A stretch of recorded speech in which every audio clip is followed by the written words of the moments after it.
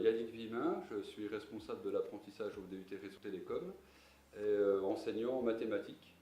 Alors pour être responsable de l'apprentissage, ça signifie plusieurs choses.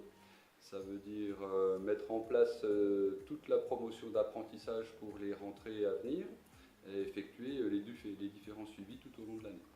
L'arrivée en alternance ne se fait que sous réserve de contrat d'apprentissage. Une fois le contrat acquis, la scolarité est différente suivant les parcours scolaires du lycée. Pour autant, on ne peut pas forcément dire que l'un va mieux réussir que l'autre, tout va dépendre de l'épanouissement que l'étudiant va pouvoir en tirer.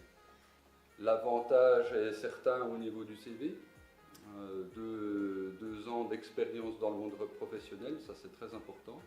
Et puis évidemment, ils comprennent aussi l'importance du travail d'équipe dans leurs différentes sociétés d'accueil. La relation avec les élèves, j'espère qu'elle est relativement attractive pour que tout le monde puisse se sentir bien dans les différentes matières sur lesquelles je vais pouvoir enseigner. Finalement, apprenti ou pas apprenti, le diplôme étant le même, les cursus suivis sont les mêmes pour les 2 types d'étudiants.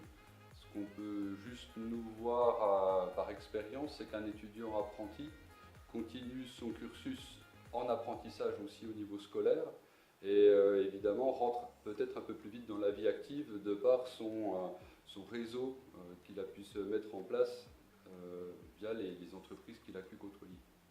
Alors le rythme d'alternance s'effectue, pour faire simple, environ un mois à l'IUT pour 1 mois passé en entreprise.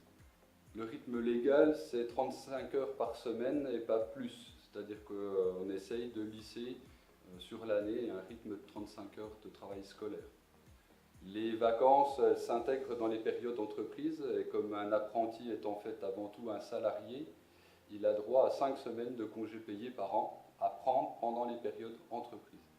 Les absences sont toutes comptabilisées au niveau de l'IUT, chaque apprenti émarge à chaque heure de cours. Tout ça est renvoyé au centre de formation et à la société.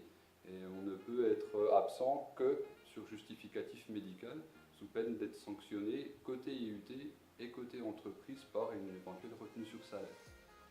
Toutes les sociétés de taille suffisamment importante possèdent une infrastructure réseau qu'il faut faire vivre et maintenir en ordre d'état de marche.